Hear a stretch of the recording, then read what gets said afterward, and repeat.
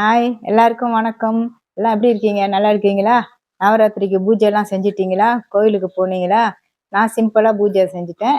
எப்போதும் செய்கிற மாதிரி தான் வீட்டோட நான் செஞ்சுருக்கேன். அதாவது என்னன்னாக்கா, பலகாரம்லாம் வச்சு அப்பப்போ நெய்வேத்தியத்துக்கு என்னென்ன செய்யணுமோ அதெல்லாம் செஞ்சு, இருக்கிற அம்பாள், இருக்கிற படம்லாம் வச்சு அப்படி செஞ்சுருக்கேன். அது இன்னொரு நாளைக்கு நான் ஒரு வீடியோ போடுறேன் உங்களுக்கு. நவராத்திரி முடியிறங்காட்டியும். சரி, இப்போ இன்னைக்கு நான் என்ன சமைக்க போறேன்னாக்கா, வாங்க பார்க்கலாம். என்னென்ன பொருள் தேவை, என்னென்ன சமைக்க போறேன்னு இப்போ காட்டுறேன்.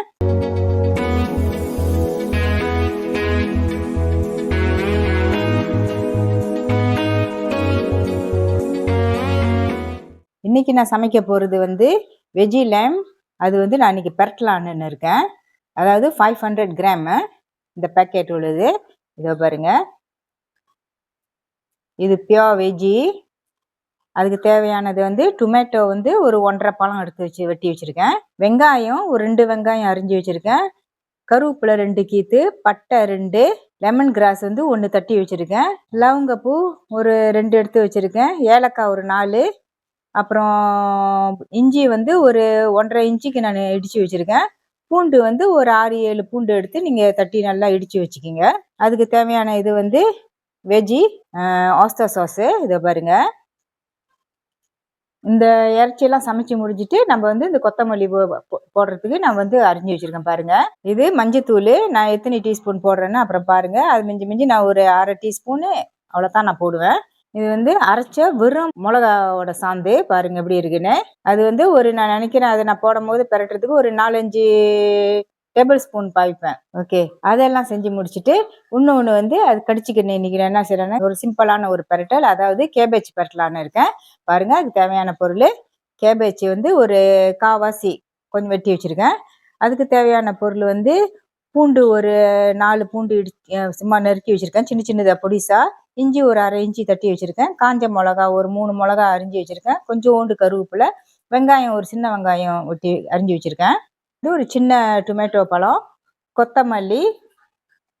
ஒரு பொருள் நான் மறந்துட்டேன் சொல்றதுக்கு, அதாவது திக்கான தேங்காய் பால் ஒரு 4 டேபிள் ஸ்பூன் நான் எடுத்து வச்சிருக்கேன். இப்போ வந்து வாங்க நம்ம எப்படி சமைக்கிறதுன்னு பார்ப்போம்.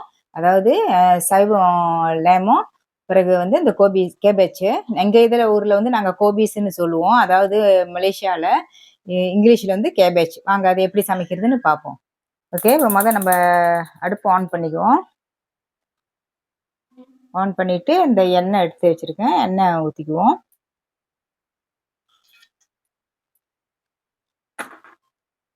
நல்லா எண்ணெய் சூடு ஏறட்டும்.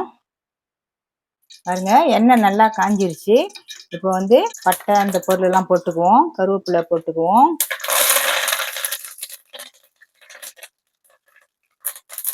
நல்லா பெருக்கிது. இஞ்சி பூண்டெல்லாம் போட்டுக்கலாம்.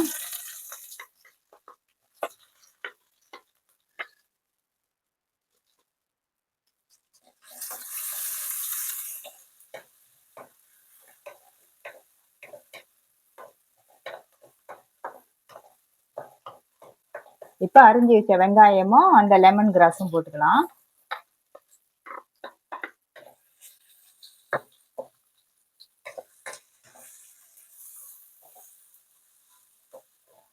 வெங்காயம் நல்லா எடுத்துக்கு ஒரு கொஞ்சோண்டு உப்பு பாவிச்சுக்குவோம்.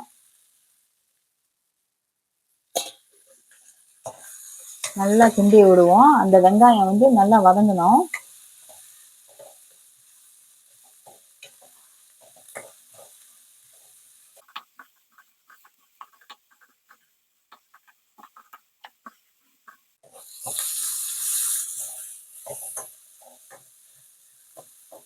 அந்த வெங்காயத்தை நல்லா வதக்கினாதான் எந்த பொருளும் வந்து கொஞ்சம் நேரமா வச்சிருந்தா கூட வந்து ஊசாது.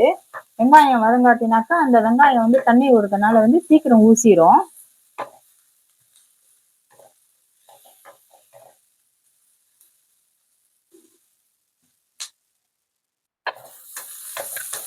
இப்போ வந்து நம்ம வெட்டி வச்ச டொமேட்டோவை போட்டுக்கலாம்.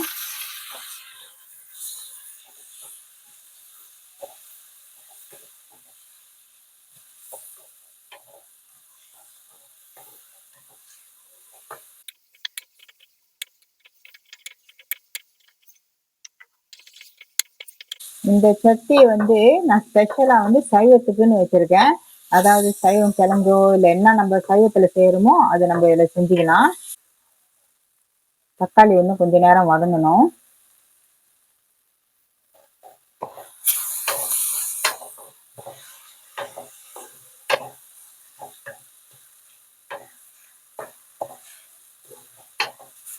இப்போ வந்து நான் அரைச்சி வச்ச மிளகா சாந்து ஊற்ற போகிறேன்.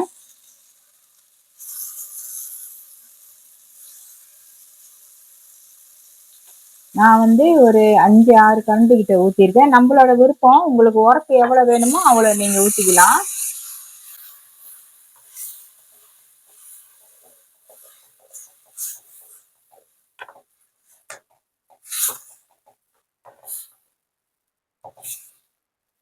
கொஞ்சம் அனல் முதுவாக வச்சுப்போம்.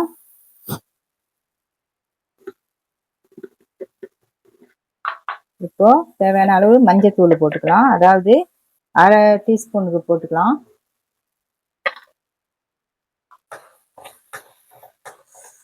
அந்த மிளகா வாடை போகணும்.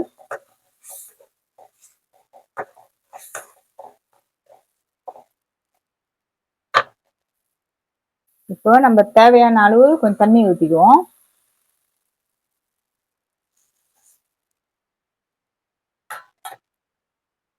இது வந்து இந்த மாதிரி போல்ல வந்து 2-3 கப், உங்களுக்கு எவ்வளோக்கு குழம்பு கூட வேணும்னாக்கா நீங்க 3 கப் ஊற்றிக்கலாம். அப்படி உங்களுக்கு வந்து அது சுண்டலா எடுக்கணும்னு சொன்னாக்கா நீங்க 1.5 கப்பு கூட ஊற்றிக்கலாம். அது நம்மளோட தேவையான அளவுக்கு.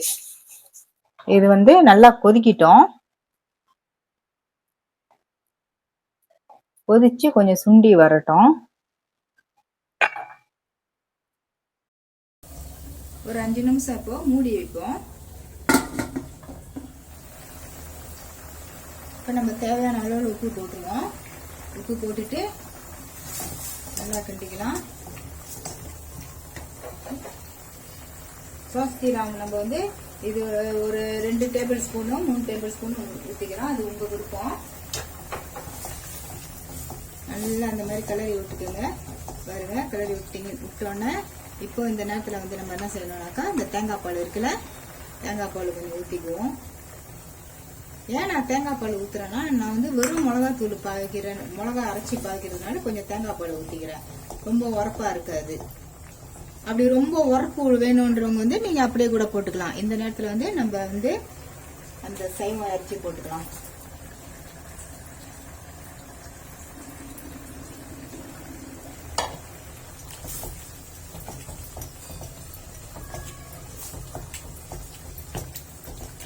இது வந்து எவ்வளவுக்கு நம்ம இந்த சைவத்தோட வந்து அது எதில் செய்யறாங்கன்னா, இந்த சோயாவோட அந்த சோயா கச்சான வந்து அந்த மாதிரி செய்யறது. இது காளான் மாதிரி செஞ்சு அது வந்து லேமோடன்னு சொல்றாங்க. ஆனா நம்மளுக்கு தெரிஞ்ச வரைக்கும் இது சோயாவோட பொருள்ல தான் செய்யுது. பாருங்க, தண்ணி எவ்வளவு ஊத்திருச்சு. இப்ப இந்த நேரத்துல வந்து நம்ம தண்ணி உண்மைன்ற தண்ணி ஊத்திக்குவோம்.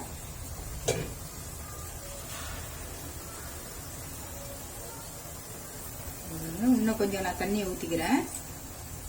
அப்பதான் அது வந்து கொதிச்சு வர்றதுக்கு சரியா இருக்கும்.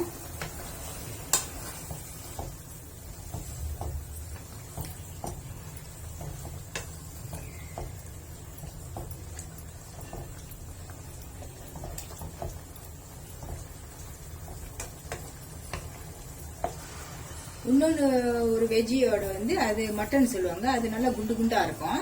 அது வந்து பாக்குறதுக்கு வந்து மட்டன் மாதிரியே இருக்கும், அப்படியே குண்டு குண்டா. இது வந்து லேம்ப் இலை அரைச்சின்னு சொல்லுவாங்கல்ல, அந்த மாதிரில வந்து இந்த மாதிரில செஞ்சு வச்சிருக்காங்க.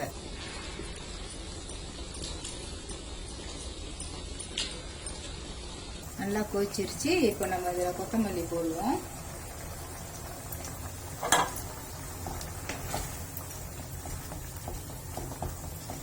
இது ஏற்கனவே வெந்தது தான். இப்போ நம்ம வந்து அடுப்பை ஆஃப் பண்ணிக்கலாம். இவ்வளவுதான் இதோட சமையல்.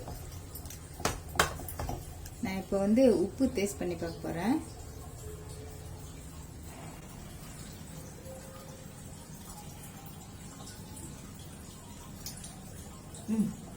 இப்ப நான் டேஸ்ட் பண்ணி பார்த்தேன். அவ்வளவு சுவையா, அவ்வளவு ஒரு நல்லா இருக்குது. நீங்க சாப்பிட்டு பாருங்க, இதே மாதிரி செஞ்சு பாருங்க.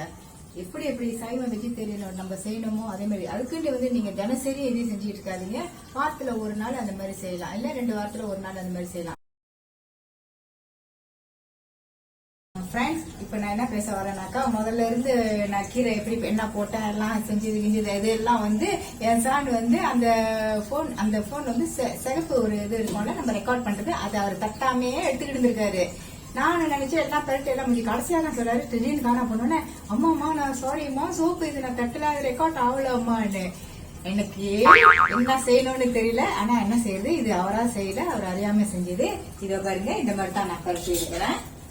சிம்பிள், வெரி சிம்பிள் தான். எல்லா பொருள் எல்லாம் நான் முத காணிச்சல, அது காணிச்ச மாதிரியே இது வந்து எல்லாத்தையும் போட்டு சும்மா கிண்டி எடுத்துருங்க. அதுக்கு ரொம்ப வேலை வைக்காதீங்க, வைட்டமின்ஸ் எல்லாம் போயிடும். பரவாயில்ல, நான் வந்து அடுத்த வீடியோ வந்து திருப்பிட்டு நான் வந்து கேபேஜ் எப்படி பரட்டுறதுன்னு நான் உங்கள்கிட்ட மறு வீடியோ போடுறேன். ஓகேங்களா ஃப்ரெண்ட்ஸ்? பாருங்க, அழகா செஞ்சு அழகா வச்சாச்சு.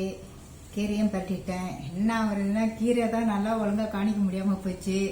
நான் அவ்வளவு நேரம் கார்த்திகிட்ட பேசிக்கிட்டு இருந்திருக்கேன். நினைச்சாலும் எனக்கு சரியான சாட்டை சிறப்பாக தான் இருந்துச்சு. பரவாயில்ல, அவர் அறியாம அவர் தட்டல. It's okay. இன்னொரு நாளைக்கு நான் அந்த ரெசிபி போடுறேன். ஓகே, இதோட இந்த வீடியோ முடிச்சுக்கிறோம். மறக்காம சப்ஸ்கிரைப் பண்ணுங்க, பக்கத்துல இருக்கிற பெல் பட்டனை தட்டுங்க, கமெண்ட் பண்ணுங்க, லைக் பண்ணுங்க. ஓகே, இதோட அடுத்த வீடியோல பார்ப்போம். பாய்.